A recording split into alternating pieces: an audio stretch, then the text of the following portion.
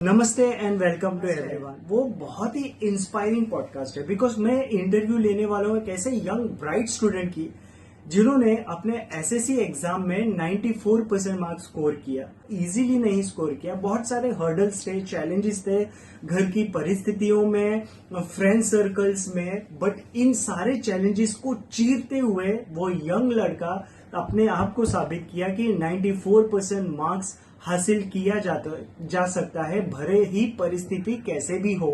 So guys, please with me welcome the young, a very talented boy, Mr. Aryan Verma. So congratulations Aryan.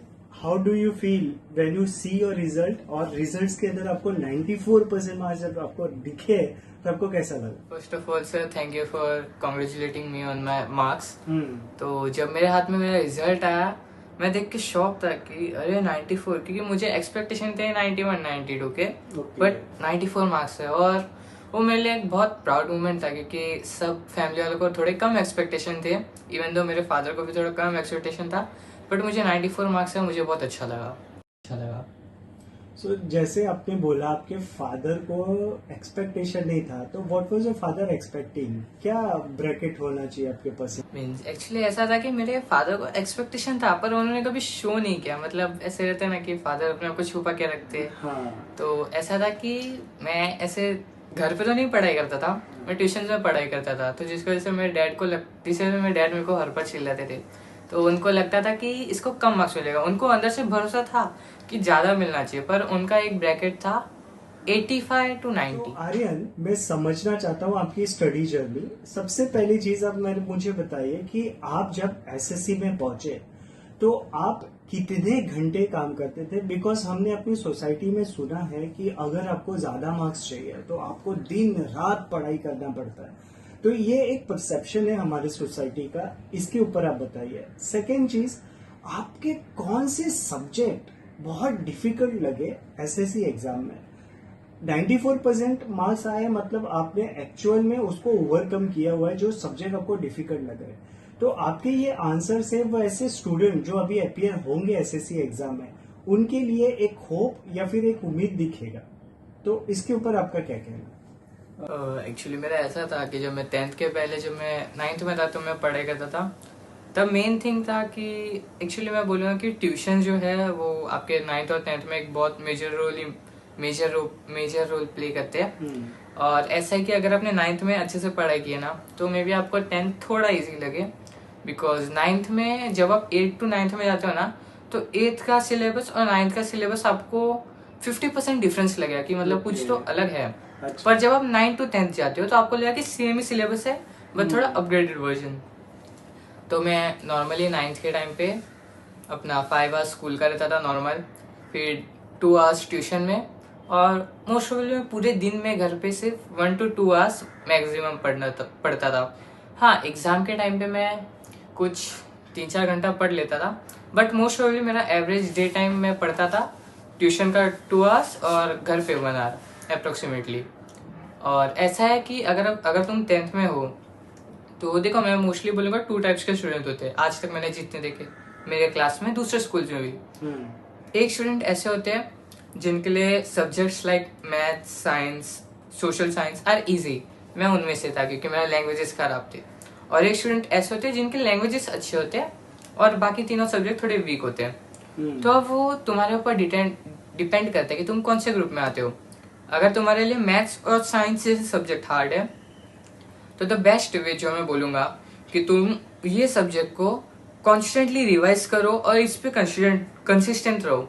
क्योंकि अगर तुम रोज इस subject को थोड़ा सा भी टाइम दोगे, 20 minute, half an hour, 1 hour, तो तुम्हारा जो है कॉन्फिडेंस बिल्ड होते जाएगा और तुम्हें समझेगा कि क्वेश्चन कैसे आते हैं, आंसर कैसे लिखते हैं। और अगर तुम सब्जेक्ट्स लाइक लैंग्वेज और लैंग्वेजेस में वीक हो, तो it is better for you that तुम डेली नोवेल रीड करो, तुम्हारे सब्जेक्ट से रिलेटेड क्वेश्चन आंसर रीड करो।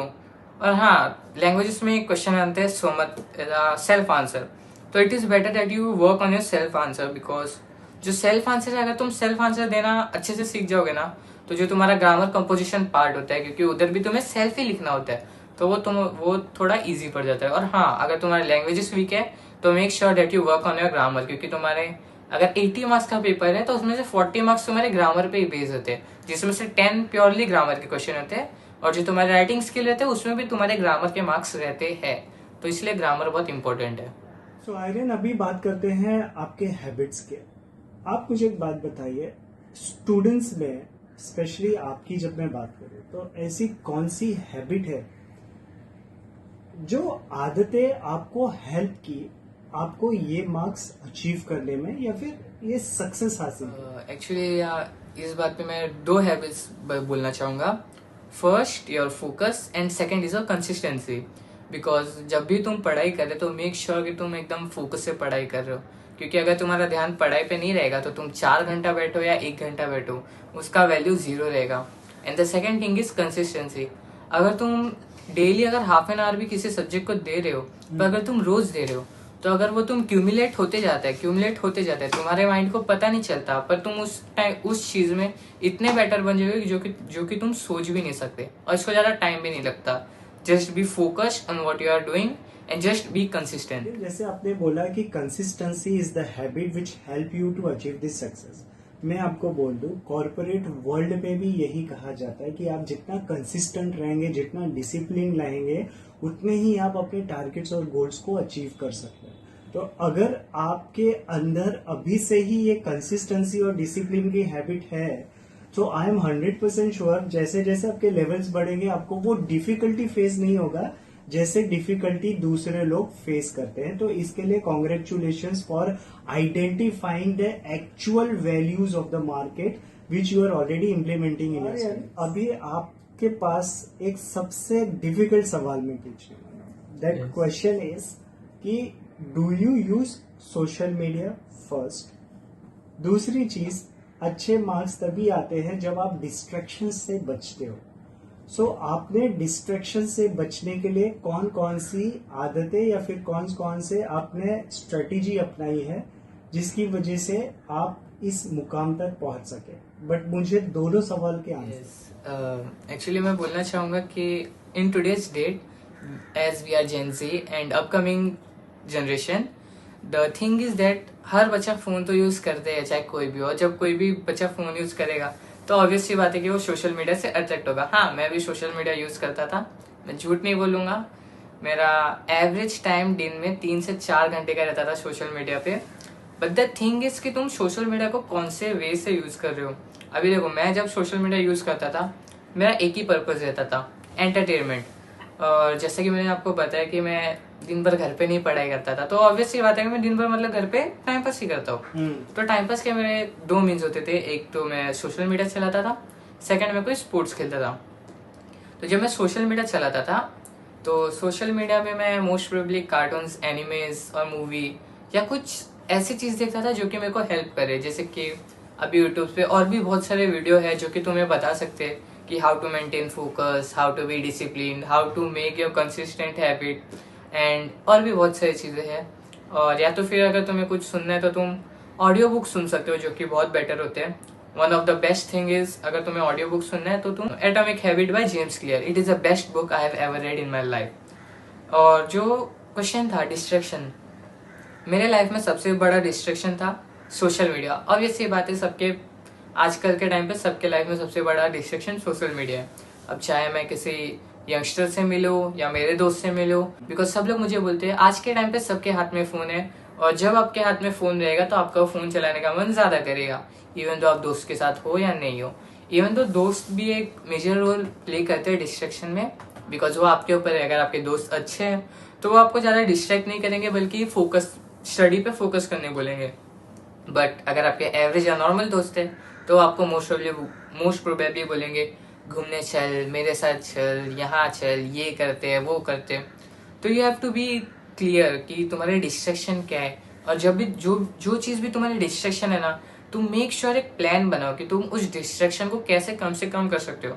मैं ऐसा नहीं बोलता कि डिस्ट्रैक्शन खत्म कर दो, दोस्त डिस्ट्रैक्शन है दोस्त को हटा दो, दोस्ती तोड़ दो, नहीं, रहने चाहिए दोस्त। बट जो तुम्हारा डिस्ट्रैक्शन है ना, तुम उसको टाइम दो। अभी डिस्ट्रैक्शन मेन थिंग है डिस्ट्रैक्शन का, कि जब भी तुम फोकस कर रहे हो पढ़ाई पे, एटलीस्ट उस टाइम पे तो तुम डिस्ट्रैक्शन मत आने दो। बाकी उसके सिवाय अगर कभी भी डिस्ट्रैक्शन आएगा तो वो एक टाइम के लिए मान सकता हूँ, क्योंकि अपना ह्यूमन ब्रेन है, कोई रोबोट तो है नहीं कि हम लोग एक काम कंसिस्टेंसी कर सकते हैं. तो it is better that when you are studying with full focus, make sure that you does not get distracted by anything. अगर समझो कि तुम्हें पढ़ाई कर रहे हैं फिर भी होता है distraction, best thing I would से do regularly meditation, because by doing meditation and mindfulness you can become clear about your thoughts. And second thing, when you study, make sure your table is clear. कि तुम अगर पढ़ रहे हो तो तुम्हारा जो स्टडी टेबल है उसमें तुम्हारे बुक, पेन, एक पानी का बोतल, किसी और कुछ नहीं दिखना चाहिए. ना बॉटल ना फोन दिखना चाहिए, ना मेरा बैग दिखना चाहिए, ना पाउच दिखना चाहिए. क्योंकि अगर समझो कि तुम्हारे पास पाउच पड़ा है तुम्हारे टेबल पे, ऐसे ही तुम पढ़ाई कर रहे हो, तुम्हारा अगर नजर गया उस पाउच पे, वो सिंपल सा डिस्ट्रैक्शन है. बिकॉज फिर तुम सोचोगे पाउच में से हाईलाइटर निकाल के ये लाइन हाईलाइट करता हूँ, रबर निकाल के ये रब कर देता हूँ, थोड़ा अच्छे से लिखता हूँ. It is a wonderless distraction. और the worst thing is phone, because phone में नोटिफिकेशन आते रहते हैं.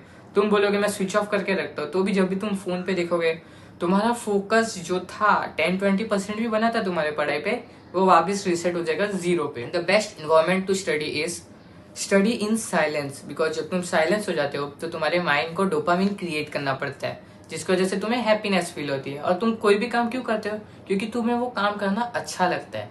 तो it is better that you study in a closed environment, because वहां पर कोई डिस्ट्रैक्शन नहीं है, ना कुछ है, तो तुम्हारे ब्रेन को खुद कुछ करना पड़ेगा.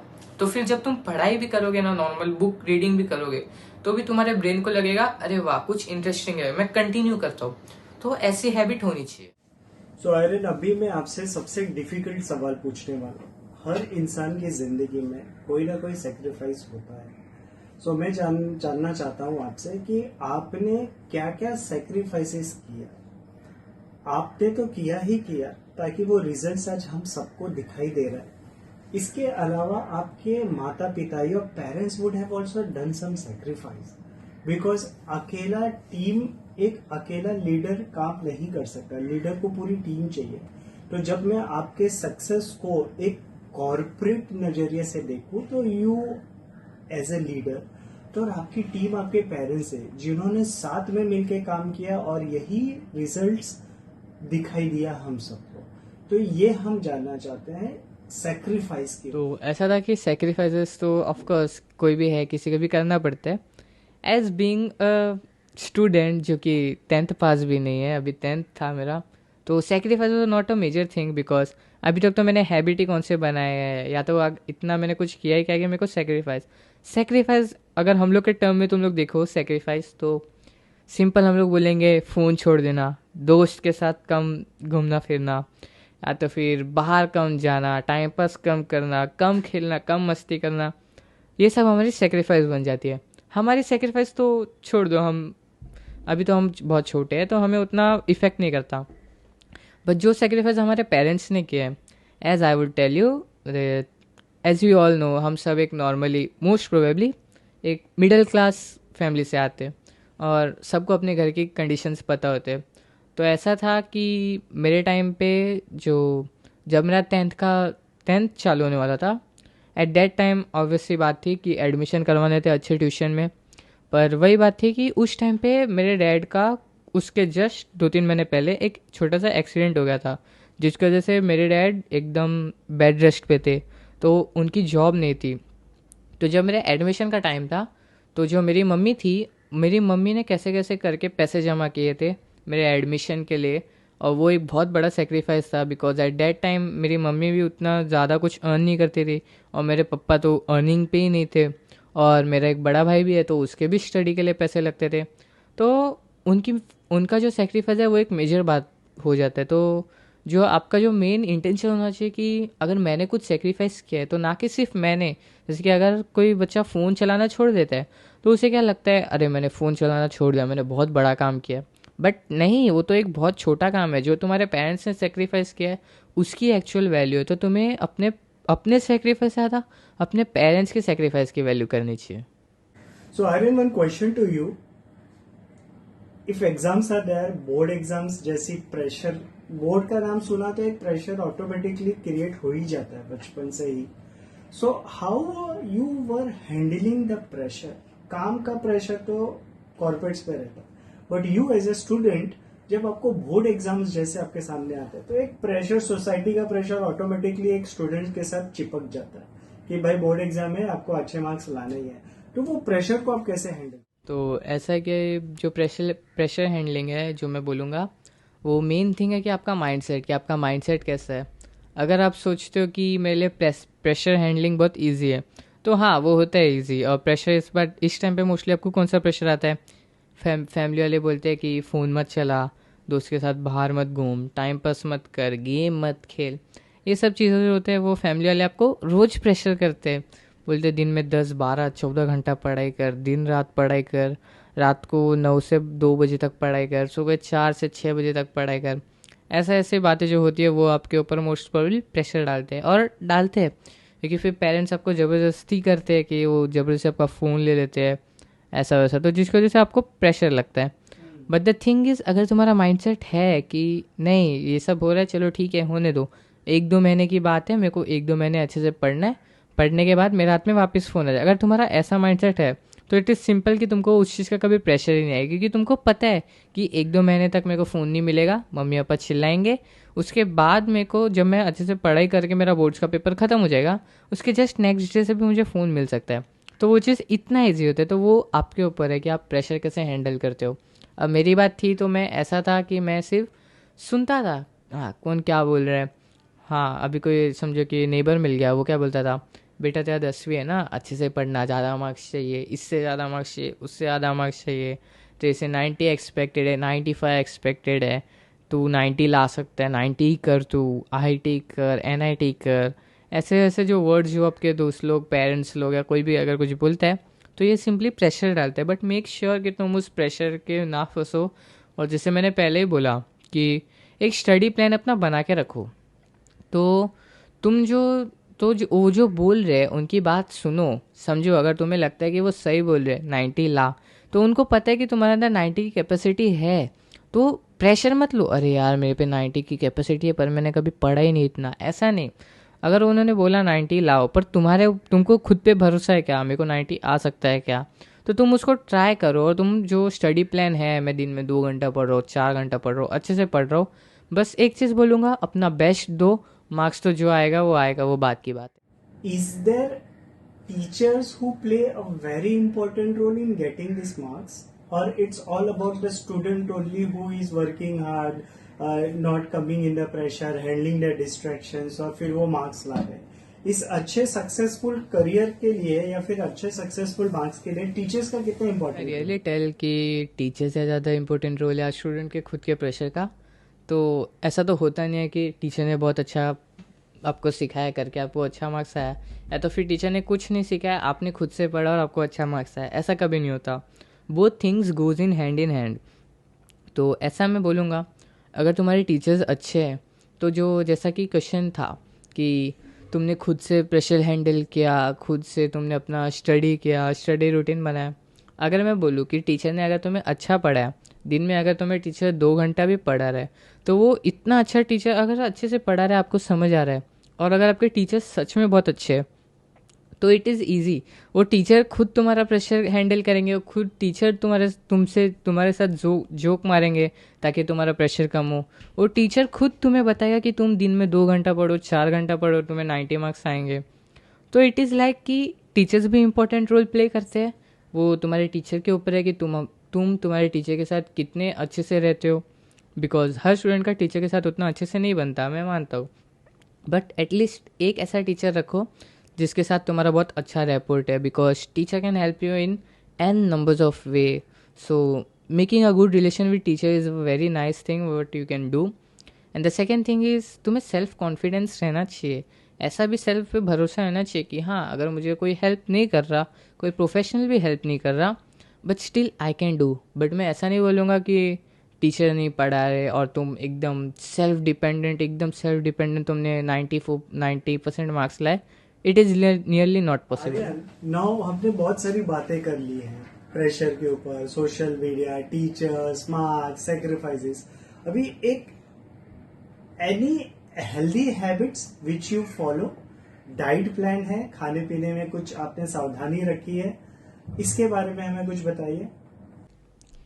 If I really say that habits या food diet, I would rather say that at least अगर तुम एक एवरेज सा डाइट भी रखोगे, as we live in India, we don't have any much pressure of diet, because जो अपने घर का बनता है वो खाओ, कोई दिक्कत नहीं है. तुम दिन में 100 ग्राम प्रोटीन लो या ज़्यादा फैट मत कंज्यूम करो, it is all okay. But habits अच्छी रखो. ऐसा भी सेल्फ पे भरोसा होना चाहिए कि हाँ, अगर मुझे कोई हेल्प नहीं कर रहा, कोई प्रोफेशनल भी हेल्प नहीं कर रहा, but still I can do. But मैं ऐसा नहीं बोलूँगा कि टीचर नहीं पढ़ा रहे और तुम एकदम सेल्फ डिपेंडेंट तुमने 90% मार्क्स लाए. It is nearly not possible. Now हमने बहुत सारी बातें कर ली हैं प्रेशर के ऊपर, social media, teachers, marks, sacrifices. अभी एक any healthy habits which you follow, diet plan है, खाने पीने में कुछ आपने सावधानी रखी है, इसके बारे में हमें कुछ बताइए. If I really say that habits या food diet, I would rather say that at least अगर तुम एक एवरेज सा डाइट भी रखोगे, as we live in India, we don't have any much pressure of diet, because जो अपने घर का बनता है वो खाओ, कोई दिक्कत नहीं है. तुम दिन में 100 ग्राम प्रोटीन लो या ज़्यादा फैट मत कंज्यूम करो, it is all okay. But habits अच्छी रखो, जैसे कि तुम दिन में कम फ़ोन चला रहे हो, कम दोस्त लोग के साथ घूम रहे हो. हाँ, तुम घूमो, मैं मना नहीं करता, पर थोड़ा कम. ऐसा नहीं कि दिन में 2-3 घंटा मैं दोस्त के साथ जा ही रहा हूँ, सी फायर देख रहा हूँ, यहाँ पर पिक्चर निकाल रहा हूँ. नहीं, ज़रूरी नहीं है. और goods habits like reading book, walking in nature, studying, eating nice thing. ऐसे नहीं कि तुम रोज़ बाहर का ही जंक फूड खा रहे हो. जंक फूड खाओ, पर most probably I would say once in a week, because junk food तुम्हारे हेल्थ को अफेक्ट करेगा. तुम्हारा health is the main thing, because अगर तुम्हारा हेल्थ अच्छा नहीं है तो तुम पढ़ नहीं सकते ज़्यादा टाइम तक. और ऐसा है कि अगर तुम्हारे पास अच्छी हैबिट्स है ना, तो तुमको कोई जल्दी तंग नहीं करेगा, तुमको कोई जल्दी प्रेशर नहीं करेगा, क्योंकि उनको पता है कि इसके अगर हैबिट्स अच्छे तो ऑब्वियसली बात है वो बच्चा अच्छा. तो it is, I would rather say, make your habits even better. और डाइट तो चलता है, बस जंक फूड कम खाओ. घर के खाने में भी आपको क्या पसंद है? मैं जानना चाह रहा था कि आपके फेवरेट फूड्स क्या है. इफ़ आई से इन होम फूड, ऐसा है कि जो मेरी मम्मी बनाती है वो तो खाने ही पड़ता है. बट अगर तुम फेवरेट पूछोगे तो मुझे मोस्ट प्रोबेबली पूरी सब्जी खानी अच्छी लगती है, जो कि मेरी मम्मी रोज़ नहीं, बट मे बी 1-2 हफ्ते में 1-2 बार तो खिला ही देती थी, क्योंकि मेरी मम्मी को पता है एज वो मेरा फेवरेट फूड है. उतना हेल्दी, उतना ज़्यादा हेल्दी नहीं, बट उतना ज़्यादा जंक या अनहेल्दी भी नहीं है, तो इसलिए इट वॉज नाइस. कि एग्जाम डे, आज आपको आपके पेपर्स लिखते हैं, ठीक है, तो पेपर लिखने के पहले हम अपने माइंड को कैसे शांत रखें, या फिर आपने कैसे उसको शांत रखा है. और दूसरा सवाल ये है कि आप ऐसे यंगस्टर्स जो अभी अपियर होने वाले हैं एसएससी एग्जाम के लिए, उनके लिए आप क्या टिप्स देना चाहते आई हैं? Talk about exam day secrets, ऐसा तो कुछ होता नहीं है कि तुम एग्ज़ाम डे पे उठे सुबह 4 बजे, मंदिर गए, नारियल चढ़ाए, अच्छे से बैठे हो, भगवान का नाम जप रहे हो, पेपर में आके लिखा, तो ऐसा कुछ सीक्रेट नहीं होता. But there are some tips और habits that you should follow. Just think it, your exam day is tomorrow, तो यू शुड नो दैट अगर मेरे एग्ज़ाम पास आ रहे तो मैं जंक खाना कम कर देता हूँ, थोड़ा बाहर घूमना कम कर देता हूँ. हेल्थ का ज़्यादा ध्यान रखो और मेक श्योर कि तुम्हारा जितना भी पढ़ाई है वो इस टाइम पे तुम्हारे सिर्फ रिवीजन मोड में रहना चाहिए. ऐसा नहीं कि मैं कुछ अभी भी पढ़ रहा हूँ. और जब एग्ज़ाम डे है, समझो कि आज सुबह सुबह एग्ज़ाम है, आज सुबह 10 बजे का एग्ज़ाम है, मैं, हाँ, and make sure that you wake up early, because अगर तुम सुबह लेट उठते हो 8, 9, 10, तो वो एक बहुत बैड हैबिट है. तो make sure you wake up early at least on exam day, that is nearly on 5 o'clock और 6 o'clock, बिकॉज उस टाइम पे ज़ीरो नॉइस रहती है सराउंडिंग के और तुम्हारा ब्रेन भी बहुत ईजिली वर्क करता है. तो अगर तुम सुबह सुबह उठे तो वो तुम्हारे ऊपर है. अगर समझो कि आज तुम्हारा बहुत डिफ़िकल्ट सब्जेक्ट है, इतना डिफ़िकल्ट कि तुम्हें उसमें मार्क्स स्कोर करने हैं, पर तुम्हें पता है कि तुमने आज तक कभी स्कोर नहीं किया है या आपको बहुत डर लगता है उस सब्जेक्ट से, तो आई वुड से जैसे तुम सुबह उठे, अपना मॉर्निंग रिचुअल किया, वॉशरूम गए, फ्रेश हुए, ब्रश किया, बात लिया, और फिर तुम एटलीस्ट बहुत ज़्यादा नहीं, आधा 1 घंटा बस पढ़ाई करो. बस अगर तुम्हारा 10 बजे पेपर है तो तुम 8 बजे बुक्स बंद कर दो, क्योंकि उसके बाद अगर तुम बुक पढ़ोगे तो तुम्हारे लिए से वो प्रेशर और ओवरलोडिंग होगा. अब जैसा कि मैंने बोला कि तुमने पढ़ा है, जो पढ़ा है बस हो गया. एग्ज़ाम डे पे ज़्यादा नहीं पढ़ना चाहिए. और जब एग्ज़ाम डे होता है तो मोस्ट ऑफली जब तुम तुम्हारे सेंटर में जाके बैठते हो, ऑब्वियसली बात है 10 बजे का पेपर है, तुम्हें 9:30 को सेंटर में बैठा दिया जाता है। तो जब तुम 9:30 को सेंटर में बैठे हो, make sure that you don't think about random things कि अरे यार मेरे दोस्त ने पढ़ा कि नहीं, मैं इतना पढ़ लेता तो इतना हो जाता, आज तो पबजी मोबाइल का फाइनल्स है का कौन सी टीम ऐसे रैंडम वॉन्ट एकदम फालतू चीज़ों पे कभी ध्यान नहीं देना, at least at the time of moment of paper, जब तुम्हारा पेपर आ रहा है। And the thing is what you can do while sitting in the exam hall is you can meditate, do mindfulness, think about yourself। और the best thing जो कि मैं करता था, बेस्ट तो नहीं बोलना चाहिए मैं, पर ये मुझे एक मेरे टीचर ने बोला था कि अगर तुम एग्ज़ाम हॉल में बैठे हो और तुम्हें कंसंट्रेट नहीं कर पा रहे, तुम्हें डर लग रहा है या रैंडम थिंग्स आ रहे दिमाग में, तो ट्राई टू डू मेडिटेशन। और या तो फिर जो मंत्र हम बोलते हैं, ऐसे जादू मंत्र नहीं है वो कोई, गायत्री मंत्र जो है ओम भूर्भुवः स्वः वाला, वो वाला मंत्र का जाप तुम अगर बार बार करोगे ना, तो एटलीस्ट इन एग्ज़ाम हॉल तो तुम्हारा जो कंसंट्रेशन है ना वो बहुत बेटर हो जाता है। मैं ये चीज़ 8th से करता आ रहा हूँ कि मैं 8th के बाद मीन्स मुझे भी 8th में ही पता चला था कि एग्ज़ाम के पहले अगर तुम्हें प्रेशर है या रैंडम थिंग आ रहे दिमाग में और तुम्हें अपना माइंड शांत रखना है, मेडिटेशन भी बहुत जल्दी से नहीं होता, क्योंकि उसमें एकदम माइंड फ्री करके बैठना होता है और वो थोड़ा डिफ़िकल्ट होता है मोस्ट ऑफ द पीपल के लिए। तो you can rather do Gayatri मंत्र। और ये तो मुझे 8th से 10th तक आज तक हेल्प करता है। मैं बता रहा हूँ, मैं मेरे 10th के 9 पेपर में सुबह जब मैं बैठता था क्लास में तो आँख बंद करके मैं सिर्फ गायत्री मंत्र पढ़ते रहता था, और जब मेरा पेपर आता था तो उतने टाइम तक मेरा माइंड फुल फ्री हो जाता था, कुछ रैंडम थॉट नहीं, जो पेपर में क्वेश्चन दिखा मैं उसके रिलेटेड अपना माइंड मेरा ऑटोमेटिक प्रोसेस करता है, no random thoughts nothing, and then it's done paper easy, no pressure at all. Students से भी मेरा यही कहना है फ्रेंड्स कि जब भी आप एग्जाम डे में जाओ ना तो फालतू की चीजें मत सोचो, बहुत फालतू की चीजें होती है because the world is full of distractions. इसको अवॉइड करने के लिए एक कोई मंत्र या कोई चैंटिंग मंत्र जो भी आपको ठीक लगता है, जिसके ऊपर आप ट्रस्ट करते हो, उसको ध्यान में रख लो और एग्जाम्स के पहले 2-3 मिनट उसको चैंट करो मन के अंदर, ताकि मन में वो सारे फालतू चीजें डिलीट हो जाए और आपका माइंड के पास वो बात क्लियर रहे कि आपको फोकस से ही अपने एग्जाम्स को लिखना है। तो अभी मेरा सवाल आर्यन आपसे ये है, हमने काफी चीजों पे डिस्कस की है, काफी इनफुल इनसाइट्स आपने शेयर की है अपने स्टडी रूटीन से लेके। जब आर्यन पढ़ाई नहीं करता है तो क्या करता है? ये तो बहुत ऐसा अच्छा सवाल है कि जब मैं पढ़ाई नहीं करता तो मैं क्या करता हूँ। अगर देखने जाओगे तो मैं पढ़ाई नहीं करता तो मैं या तो फिर फ़ोन चलाता हूँ या तो फिर सोता हूँ, बिकॉज मेरे को बेस्ट थिंग जो लगता है ना पढ़ाई के फ़ोन के ऊपर वो स्लीप है। क्योंकि जब हम सोते हैं ना तो इतना ऐसा एकदम कोई टेंशन ही नहीं है लाइफ में, ऐसा लगता है हम ही भगवान हैं जब हम सोते हैं। तो एटलीस्ट उस टाइम पे, एक टाइम पे तो ऐसा था 10th में नहीं, मेरे 9th में मैं दिन में 12 से 14 घंटा सोता था, 2 घंटा स्कूल में, 1 घंटा ट्यूशन में। स्कूल में सोते थे? स्कूल में सोने मिलता था, इतना कुछ ये नहीं है, 1-2 पीरियड तो डे में ऑफ होते ही थे, रिसेस भी होता था। मैं रिसेस में एकदम वो टिफ़िन नहीं खाता था दोस्त का खुद का, पर लास्ट बेंच पे जाके सो जाता था मस्त आराम से, इतना मैं एडिक्टेड था स्लीप को। तो वही बात है, जब मैं पढ़ाई नहीं करता तो अगर डे टाइम है तो, और अगर कोई दोस्त है तो मैं मोस्टली गेम खेलता हूँ, वरना फिर सोते रहता हूँ। While studying, टी, कॉफी और milk? While studying, I would rather prefer than every time taking tea, coffee or milk, you rather stick with water, because as we all know, water is a universal solvent. And the thing is, अगर तुम्हारे पानी का bottle तुम्हारे पास, जितना पास तुम तुम्हारे पानी का बॉटल रखोगे तुम्हें उतना ज़्यादा प्यास लगेगा। And what I would say that अगर तुम मिल्क, टी या कॉफ़ी पीते हो तो ऑब्वियसली बात है तुम उसको ठंडा करके तो पियोगे नहीं, तुम हॉट पियोगे।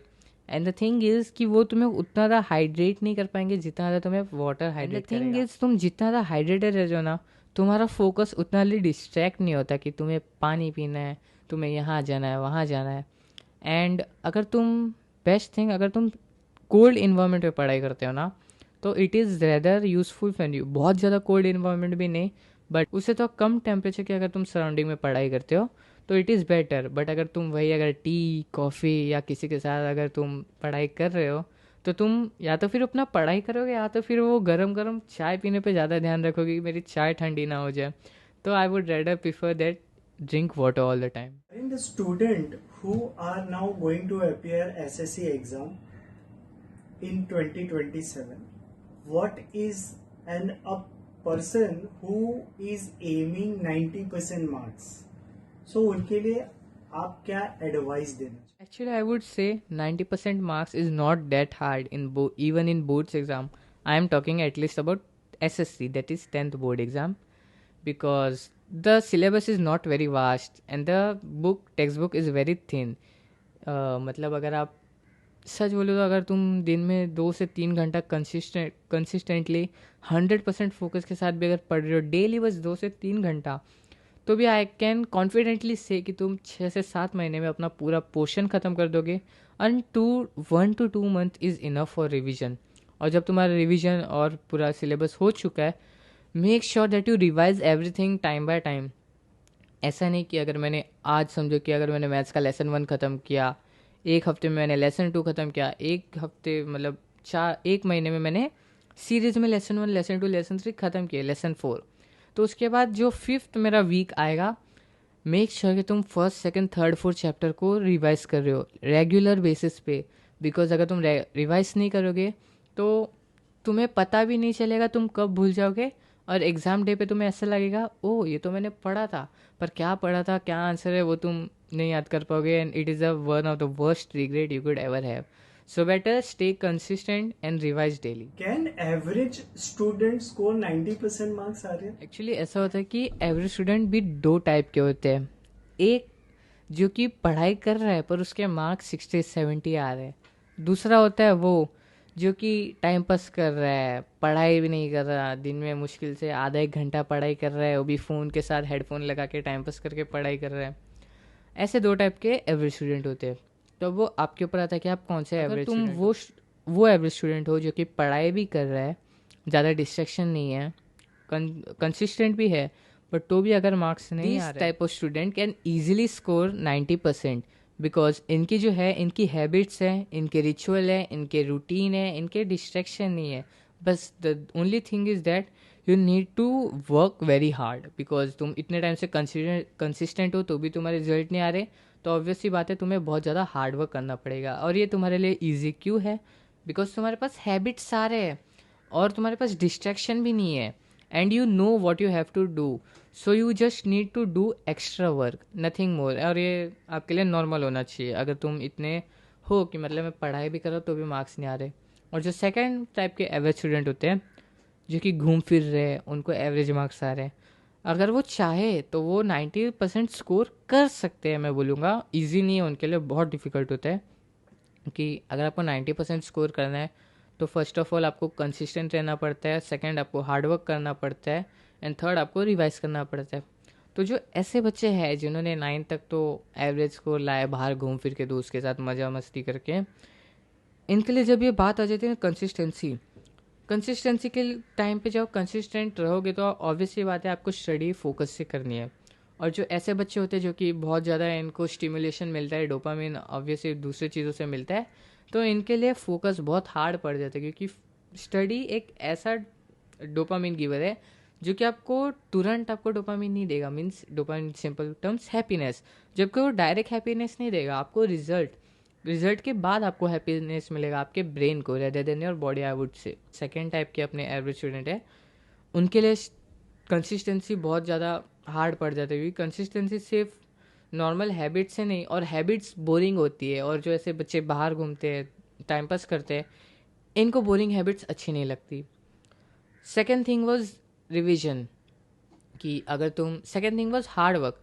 अब जब कोई बच्चा बाहर घूम रहा है, इंस्टाग्राम पे रील स्क्रॉल कर रहा है, तो ऑब्वियसली बात है उसका जो स्पैन है फोकस का वो शॉर्ट टर्म है, तो लॉन्ग टर्म में क्या ही पढ़ेगा वो। और अगर उसको पढ़ना है तो उसको इतना इंटेंस हार्डवर्क करना पड़ता है कि तुम सोच नहीं सकते। अब तुम बोलोगे हार्डवर्क मतलब क्या, दिन में 14 आवर्स स्टडी, 20 आवर्स स्टडी, वो मैं बोलूँगा वो एक हार्डवर्क का टाइप है। बट जो असली हार्डवर्क है उनकी हैबिट्स, उन्होंने बचपन से आज तक दोस्त के साथ बाहर घुमा, रील्स स्क्रॉल किया, अचानक से उनको ये जो स्टडी हैबिट है, और ये स्टडी हैबिट एक साल में लगेगी नहीं कि तुम्हें एक साल में ही तुम्हारी पूरी स्टडी हैबिट लग गई, तुम्हें रिजल्ट आने लगे, ये आने लगे, तुम्हारा ये हो गया 95 आया, बहुत मुश्किल है। तो जो सेकेंड टाइप के एवरेज स्टूडेंट है, मेक श्योर कि तुम तुम्हारी हैबिट्स अभी से ये सब बंद कर दो, जो बाहर घूमना है। आई वुड रेदर से बंद करने से अच्छा कम करते जाओ, कम करते जाओ, क्योंकि ये किसी काम के नहीं है। स्टडीज़ में ये तुम्हें ना के बराबर हेल्प करेंगे। और जो थर्ड थिंग था, रिवीजन। जो सेकेंड टाइप के एवरेज स्टूडेंट हैं, उनका तो ढंग से पढ़ाई नहीं होता। मेरे मेरे खुद के दोस्त थे, मैं नाम नहीं लूँगा, उनका खुद से पढ़ाई नहीं होता, तो वो लोग रिवीजन क्या करेंगे। और जब तुम रिवीजन नहीं किए तो तुम अपने टॉपिक पे 100% कॉन्फिडेंट नहीं हो, और जब तुम कॉन्फिडेंट ही नहीं हो तो तुम पेपर में लिखते टाइम तुम्हें डाउट रहेगा, मैं सही लिख रहा हूँ या गलत, सही लिख रहा हूँ या गलत। उसी डाउट में तुम ऐसे ऐसे सिली मिस्टेक्स या मिस्टेक कर दोगे जिसकी वजह से गारंटी तुम्हारे मार्क्स जाएंगे। तो जो फर्स्ट टाइप वाले अपने एवरेज स्टूडेंट है, you can score 90% but you just have to work very hard, because तुम्हें अब तुम्हारा जो स्टडी टाइम है वो इंक्रीज करना पड़ेगा, and it is not a hard job for you. जो सेकेंड टाइप के हमारे एवरेज स्टूडेंट है, उनके लिए 90 स्कोर करना बहुत ज़्यादा मुश्किल है। रेदर आई कैन से जो एवरेज स्कोरर है 65-70, सेकेंड टाइप वाले, वो 80 मार्क्स तक ईजिली पहुंच सकते हैं दिन में 1-2 घंटा ज़्यादा पढ़ के भी, because 80 marks is not that hard, but 90 marks is really is. Before we conclude our podcast, now tell me what you are looking yourself. आज से जो 10 साल वाला आर्यन होगा ना, जो एकदम जवान लड़का होगा, तो वो क्या सोच रहा है अपने बारे में, और 10 साल तक उसको क्या अचीव करना है। बिकॉज अभी 5 साल तो आपका करिकुलम ही होने वाला है, उसके बाद आपकी क्या प्लानिंग होगी after 10 years, what Aryan Verma will तो ऐसा है कि जो मैं अपने आप को खुद को 10 साल बाद देखना चाहूँगा। ऐसा है कि मेरा प्लान ऐसा है कि मुझे पहले बीटेक करना है, फिर एमटेक करना है, एंड मैं side by side Japanese exam होते हैं जो कि JLPT नाम है उनका, जैपनीज़ लैंग्वेज प्रोफिशिएंसी टेस्ट, ये एग्ज़ाम देते रहूँगा, जिसकी वजह से मुझे जापान में कोई इंजीनियरिंग कंपनी हायर कर सकती है। And the thing is I want to become a successful engineer, because अगर मुझे इंजीनियरिंग करना है तो मैं उसमें लो लेवल पे क्यों रहूँ, मुझे पता है कि मैं मेहनत करके अच्छी पैकेज, अच्छा नाम कमा सकता हूँ, तो I would go for that, my main M is that. And the thing is मेरे को जापान ही क्यों जाना है, बिकॉज मैंने जैसे कि बताया, मैं टाइम पास एनिमे देख के करता हूँ, तो थोड़ा सा मेरा जापान एडिक्शन है एनिमे की वजह से। वहाँ के लोकल पीपल, लोकल कल्चर, वहाँ के पीपल, ट्रेडिशन, एंड जो उनका रिलेशन है बाकी कंट्रीज़ के साथ। And the thing is Japan is one of the largest automobile sector in the whole world.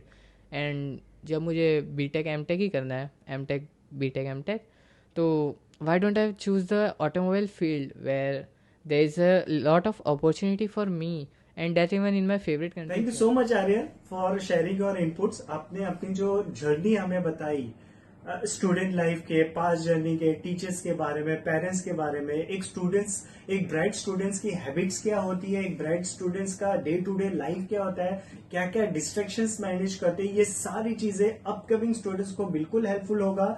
और ऐसे स्टूडेंट्स जो एम कर रहे हैं अच्छे मार्क्स लाने के लिए, उनको एक रेडीमेड एक्सपीरियंस्ड बच्चों से सीखने को उनको मिल जाएगा कि एग्जैक्टली उनको क्या करना है अगर 90+% मार्क्स उनको हासिल करना है। और फ्रेंड्स, जहां तक आर्यन वर्मा का सवाल है, 25 साल का आर्यन वर्मा अपने आप को जापान में एक सक्सेसफुल इंजीनियर बनता देखना चाहता है। उसके लिए डेफिनेटली राह आसान नहीं है, बहुत सारा मेहनत करना होगा, बहुत सारे चैलेंजेस आएंगे, उसको फुलफिल करना होगा। बट हाँ, वी आर वेरी कॉन्फिडेंट वो जरूर ये सब चीजें कर सकता है, बिकॉज जो जापानीज टेक्नोलॉजी है उसकी जो इंटीग्रेशन जब आर्यन अपने स्किल में इंटीग्रेट करेगा तो एक अलग ही प्रोडक्ट बाहर आएगा। और उसी स्किल को यूज करके जिस कंपनी में आर्यन काम करेगा उसमें तो उस कंपनी का नाम होगा ही होगा, प्लस आर्यन अपने देश का भी नाम जरूर रोशन करेगा। तो आर्यन जैसे ऐसे बच्चे भी होंगे जो एक फोकस के साथ काम कर रहे हैं कि उनको आगे जाके अपने देश का नाम रोशन करना है, तो डायरेक्टली और इनडायरेक्टली एक तरह का एक देश सेवा ही होती है। बिकॉज हमारे देश का नाम पूरे वर्ल्ड में होगा तो हमारे देश का ही नाम होगा। So I am signing off right now guys. Let's wish Aryan Verma a very successful future ahead, successful career ahead, and thank you for watching guys. This is Anil Rajguru's Merger Dynamics Vision। अभी तक आप लोगों ने channel subscribe नहीं किया तो please उसको subscribe कीजिए और बेल का आइकन दबाना बिल्कुल ना भूलें। जय हिंद, जय भारत।